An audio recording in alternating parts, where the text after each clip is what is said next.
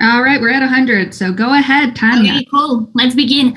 Well, hi again, everybody, and thanks so much for joining our session this afternoon. Lots of useful information has been shared with us earlier yesterday and this morning.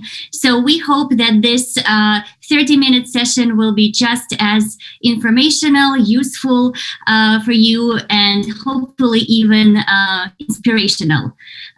Both Haldis and I are veterans when it comes to attending community support group summits. So we're quite sad that we're not able to see each other and all of you in person this year, but we remain hopeful about the future.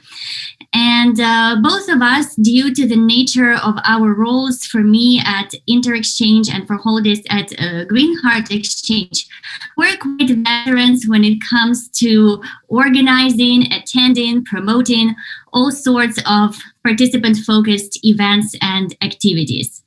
And we're sure, just like everybody else in this virtual room today, we are wondering, given the uncertainty of the year that we're in, what would be the available, safe and effective ways for us to continue engaging with participants this year, to help them learn about their host communities, to help them meet as many Americans as possible, in addition to and complementary to activities and connections that they will be creating organically and naturally on their own. And to kick off our session, we would like to invite you to take part in a quick 2-question poll, just so we can all assess where we're at when it comes to participant engagement.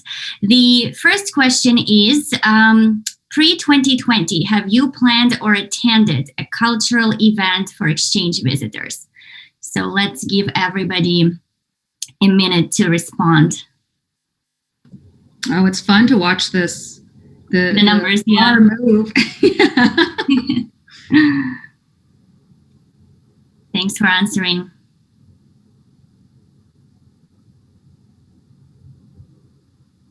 Okay, I guess the numbers still trickling through.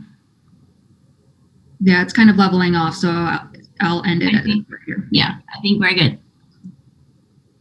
All right, 86 and 14. So, woohoo! That's very exciting to see. Looks like we are in a company of experts. So it's great to see that everybody is so active when it comes to engaging with participants. Let's try our second question. Okay, so second. Stop sharing results. And there we go. Oh, sorry, I'm messing with the... So during 2020, did you plan or attend a cultural event for exchange visitors?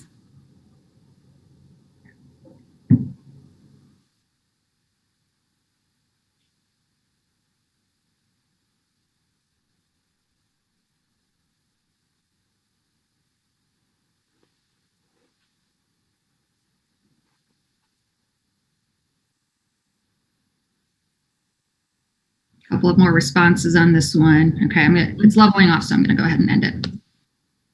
All right, so as we can all see, the picture is a bit different here, and I guess it doesn't come as a surprise. 2020 has been quite a tricky year, and it also caught us all quite off guard. So hopefully these numbers will change in 2021 and moving forward. So thank you very much for participating in this poll.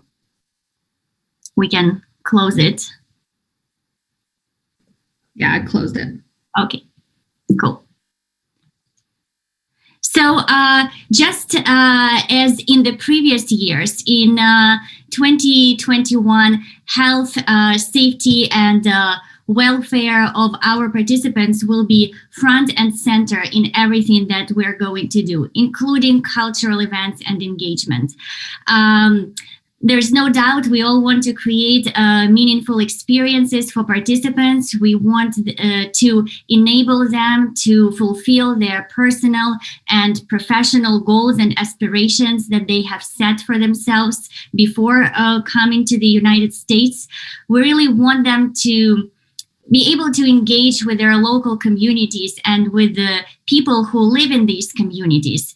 And one of the tools that we have in our toolbox to facilitate this exchange, to facilitate this cultural learning and these connections are cultural events. Up until recently, were all in person. And this year, we are facing quite a number of challenges when it comes to offering in-person participant engagement like we did in the past. For example, with large group dinners, with baseball games, with small group gatherings. This year, and the trend will most likely continue into the summer, we have social distancing requirements, we have extra sanitation requirements, there are caps on in-person gatherings. We have also heard from few community support groups already that unfortunately this year they are not going to be able to rely on the networks of volunteers that they usually rely upon to host the events and to attend these events due to the health concerns. And this is very, very understandable. And the question is, right, where do we go from here? And 2020 has been quite a transformational year in a lot of sense, in a lot of ways. It has transformed the ways we interact and engage with each other, the way we participate in activities in our personal and professional lives. A lot of these interactions have transformed from the in-person settings to online formats.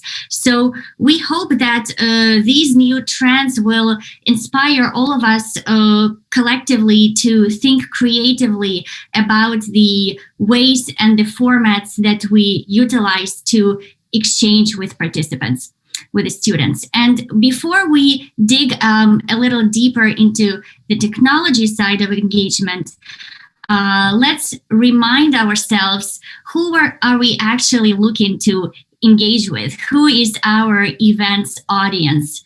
And some of you may recognize this slide from the Gen Z presentation that we did a couple of years ago, so I'll go through it very quickly. Most of the participants who are going to arrive in the summer of 2021 were born between late 90s and early 2000s. So they belong to the generational group, which is known as Gen Z. And the key feature of this group, which is applicable across the globe, so it's not only a US specific feature, is that this is the first ever generation that grew up with internet and technology. So they did not have to adapt. They grew up with the technological advancements that we have. And as you can see from the data on this slide, based on the frequency, how the phones are used, how technology is used, the purpose that technology is used for, such as to connect with each other, to look for information, to shop online. And as of this last year, to take classes online, to do homework. So technology and cell phones for this new generation are really an extension of self. And to this generation, utilizing technology as a way and a tool to engage with the world is nothing new. So in a way, having this piece of information is helpful to us as individuals who are trying to imagine and think creatively how we can engage with participants in the short term, utilizing technology this summer and potentially even in the future to expand the traditional events formats that we offer. And another good news for us as a group is that we are not the very first industry who is seeking to engage with youth through technology. There are other industries, we can call them our sister industries, that have done this in the past, such as higher education, online internships. So there are some lessons that we can learn from them and incorporate into our events planning. In 2020, millions of students around the globe and thousands of universities had to transition from taking classes in person at physical campuses to online settings. Sometimes they had to do it within a matter of weeks, sometimes only within a few days. And as a result of this trend, we are observing the emergence of new terminologies such as Zoom University, Zoom fatigue, which refers to feelings of being tired after spending a long time in front of the screen. So one of the things that university professors have observed is that students do get tired and they lose focus much faster when they do things online. So one of the tips and tricks that professors are encouraged to do when they transition their in-person classes to online format is to keep that in mind and to perhaps even shorten the length of their lectures, to deliver them in bite-sized pieces, or to incorporate breaks. And this approach has been utilized throughout this conference. So you have seen that there are different breaks incorporated into the schedule. And while we do not know for how long this online way to engage with each other in personal and professional lives and education will continue, one thing that we do know is that it will most likely not go away. And one of the proofs to that is the emergence of new in-demand skills that employers are looking for nowadays in their employees, such as ability to work well while working remote, ability to network online, to facilitate online meetings. And our work and travel participants, they are in the beginning of their careers, and for a lot of them, participating in the program is one of the steps to building a lot of the professional skills and experiences. So one of the ways that we can help them develop these skills is through perhaps expanding our events formats and creating opportunities for them to build these skills and practice them by participating in online events options. A few more lessons from higher ed and online internships is that certain event formats like webinars, lectures, panel discussions are quite scalable. And you can see that even with this conference, a lot more people are able to join it this year because it's taking place online. Online events options also give audiences the ownership of time and time control. Being in control of time and owning your time is one of the values that Gen Z as a group has. So, for example, not all participants may be able to join, let's say, orientations in person, but if they are offered online, and especially if there is a recording, then a lot of them can have access to useful information in the comfort of wherever they are, and they can control the time when they would like to access this information. Another lesson also from which first emerged in higher ed is that small group discussions that take place in person in classroom settings actually do not scale as well when they take place online. So small group discussions need to be a lot more intentional, even orchestrated. And quick example from InterExchange, we did practice having intercultural dialogues this fall, when we put together small groups of students from different countries to discuss proposed topics to them. And we have learned just the same. So putting small groups of people together online does not always work as well as it does when people interact in person, especially if you have a group of strangers, participants who do not know each other. So we've learned that investing in training of facilitator is important. Even writing out a script of the session is very useful, so the facilitator can then drive it and direct the conversation and encourage everybody to speak and interact. And the last but not the least lesson is that virtual engagement is great. It gives us an opportunity to be creative, but it doesn't replace in person, and especially in the context of cultural exchange. A quick example to illustrate that is from the online internship industry, when participants were asked to rank their experiences, and the areas of their programs that were ranked high are the ones where they stated that they did get a chance to gain professional skills, they got a chance to expand their network of professional contacts, they could learn about the company that they were having their experience with. But the area of their program that got lower ranking is their ability to learn about office culture. And in this case, it was in the context of the US, but it applies to any country. So Holdis will touch upon now about some events examples and platforms that could be utilized to host them.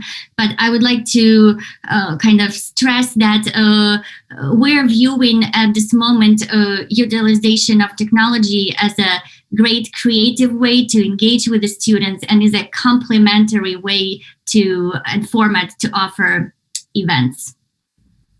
Awesome. Thanks, Tanya. And yeah, next slide, please.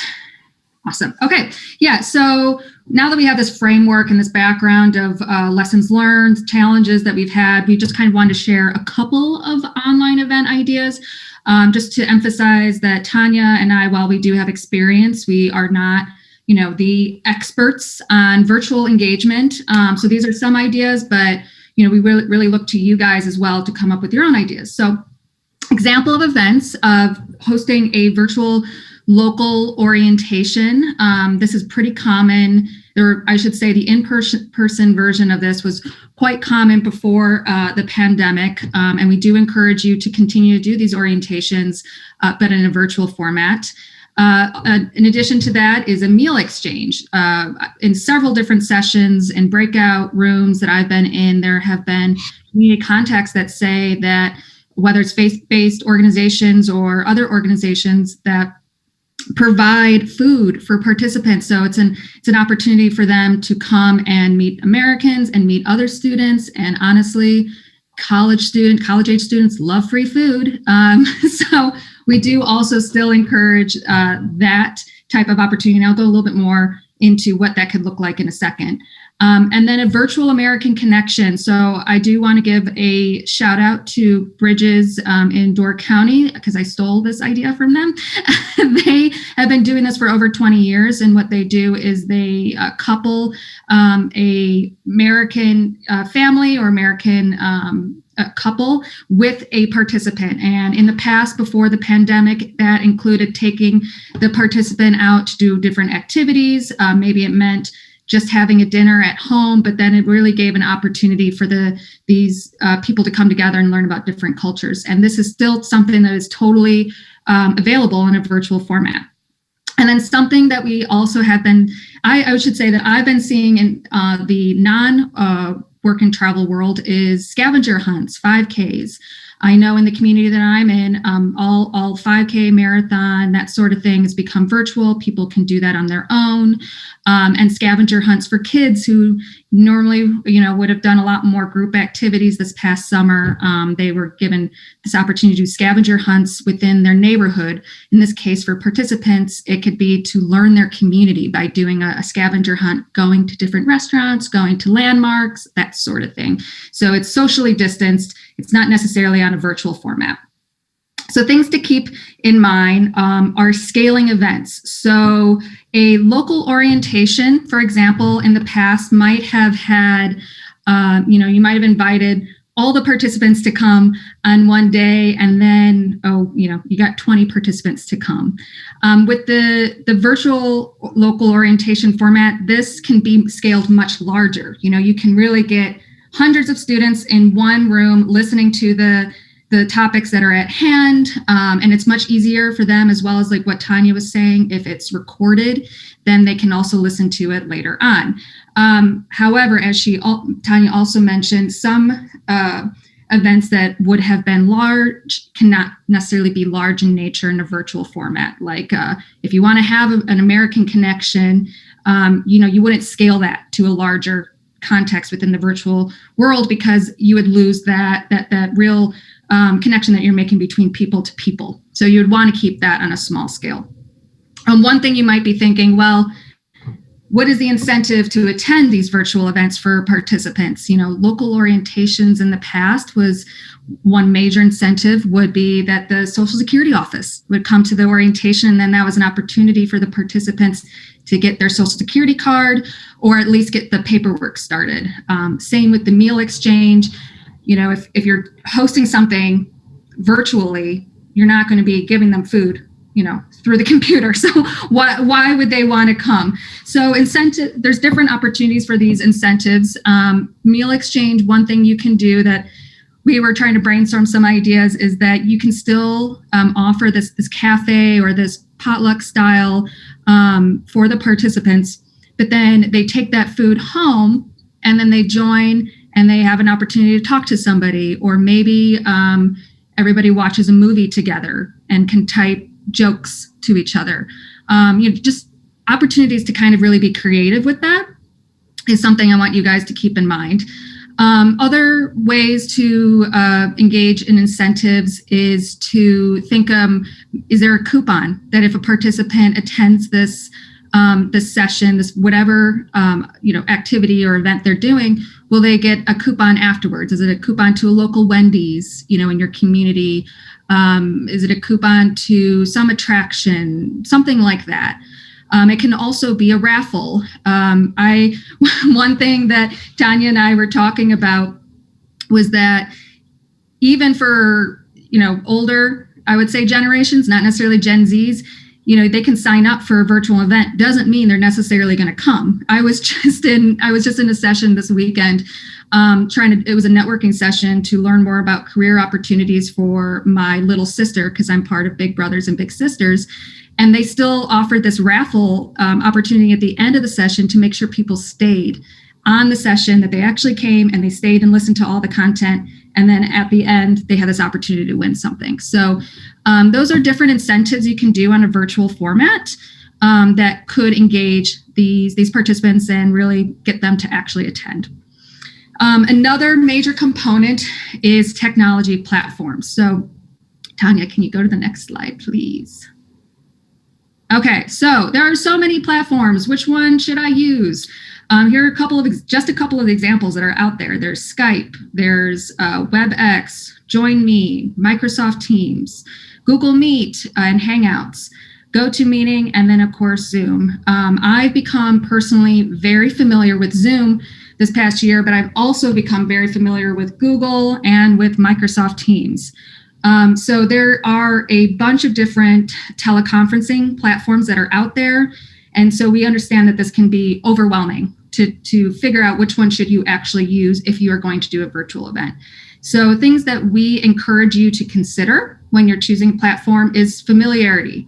So that's familiarity of the platform for yourself, but then also for the participants. So let's say you're really, really comfortable with Skype, but you found out that your participants are really comfortable with Join Me.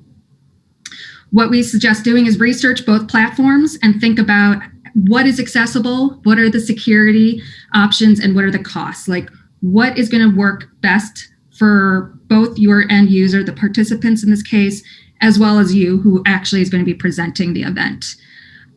So the most popular platform in the US, no surprise, I think, to most people here, is Zoom, which is what we're using today.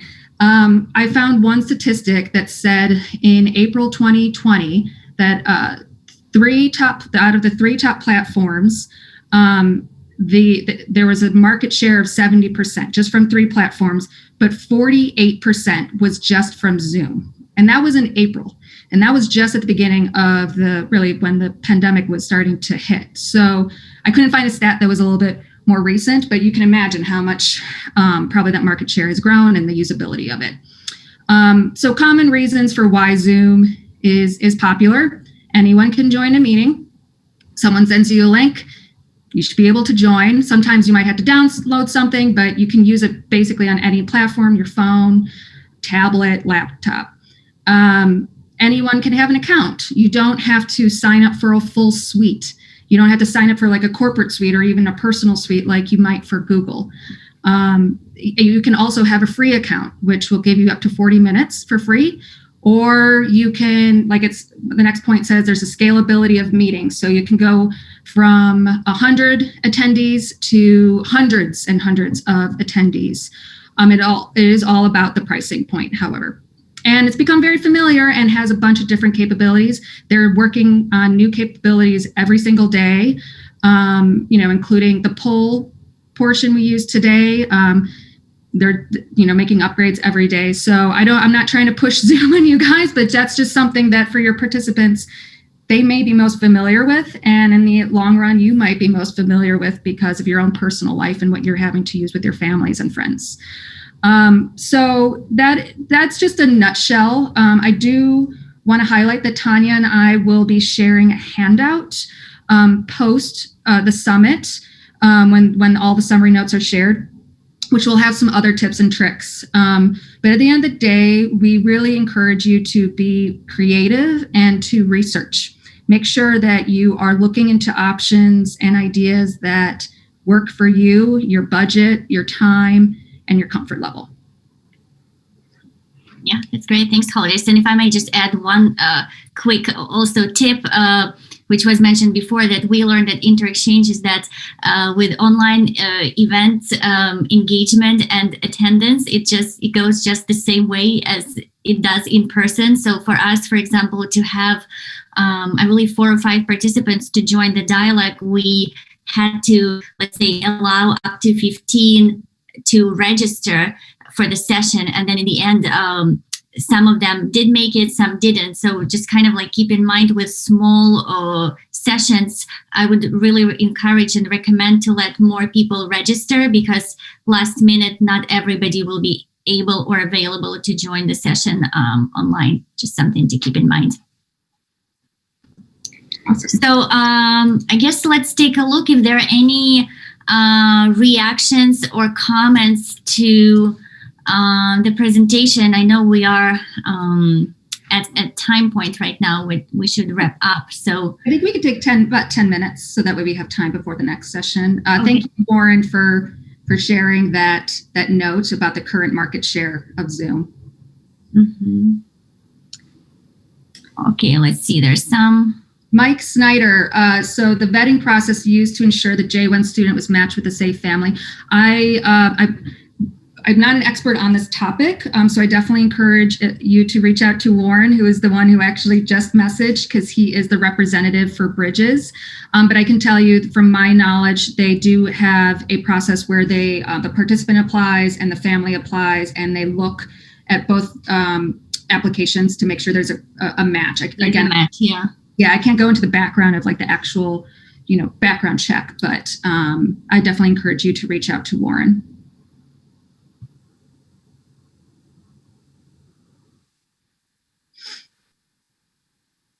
Any other questions, or are we just perfect speakers? I guess also it takes time to digest information and to kind of like apply it to everybody's specific situations. But, this is the beginning of the conversation. We look forward to continue having it. And there are a lot of lessons that I'm sure we will all learn throughout 2021. So when it comes to online engagement, we'll be very excited to have a 2.0 session version of this session to then get together and discuss what worked, what didn't work, and maybe we'll come up with some new stellar, great events ideas for students in the future. Do you know how prominent Zoom is in descending countries? Well, it depends on country by country. At InterExchange, we used Zoom this year for an orientation for participants and also for one-on-one conversations and check-ins with the students for the small group sessions. So participants were quite familiar with Zoom. Nobody had any issues using it. So far from experience, it's been quite easy to utilize. Yeah, I noticed that from my knowledge at least, that pre-2020 at least, Join Me was quite popular in Asia. I believe in China specifically, but I don't, I'm not 100%. So yeah, it varies. I mean, Zoom is very popular right now, but it could totally change by the summer. So it does vary. You do have to research that. Yeah. What happened to Skype in 2020? We don't know. It's the generations have changed, I guess. Skype is owned by Microsoft. So I can tell you that the Microsoft in general, like if you have a corporate suite for it, they really try to push people off of Skype and then put them on Microsoft Teams. But yeah, I don't know what exactly happened with their updates and how come they haven't, I guess, taken the opportunity to be one of the top producers of teleconferencing this past year. Yeah, I think it's just not user friendly, to be honest, even from like my experience using Skype. One more question. Can you tell us how European students talk to their families via their cell phones? Can we put them on our phones? A lot of participants use different apps like WhatsApp and Viber and Telegram also. But I can say that WhatsApp is probably one of the most popular ones. And these apps allow users to make phone calls either free of charge or at a very low cost. So that's a great way to make international phone calls for free and to stay in touch with the family. So I was just going to say those are apps you can download as well. WhatsApp is every participant I've ever met in the last 5 years. Use WhatsApp. Yeah. It's not a group. It's not like it's not a replacement for Zoom, for example. It's more like a text messaging app. But yeah.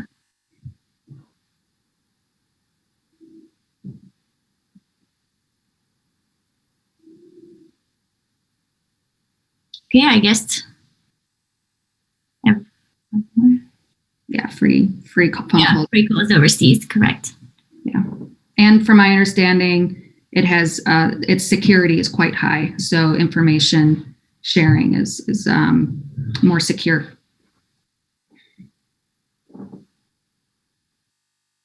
Thank you, Warren, for sharing your email address as well as the URL. It's in the chat if anybody's interested to learn more about Door County bridges. All right. Well, thank you, everybody. If you have any more questions and want to reach out to us, Tanya and myself, we will share information a little bit later. But I want to give a shout out to our final session, which is going to start in 25 minutes. It's the Bridges USA, not to be confused with Door County Bridges, but it's a presentation from Mike James and David Benzie. And following their presentation, we will have our closing session or closing talk and comments from Clay at InterExchange. Yeah. And one quick second, if people are still on, I just realized the chat was only viewable to us. So I'm going to copy paste. Okay. Right about that. Sorry, everyone. Yeah, one moment. Warren, if it's okay with you, I am Boom. Oh, no, it doesn't let me do it for some reason. Well, we'll share that in the summary. We will share this after as a follow-up. We'll coordinate with Warren and we'll share the information, including our email addresses as well. Yeah. All right. All right. Thanks, everybody, and thanks for joining. Bye. Thanks, Bye. Tanya.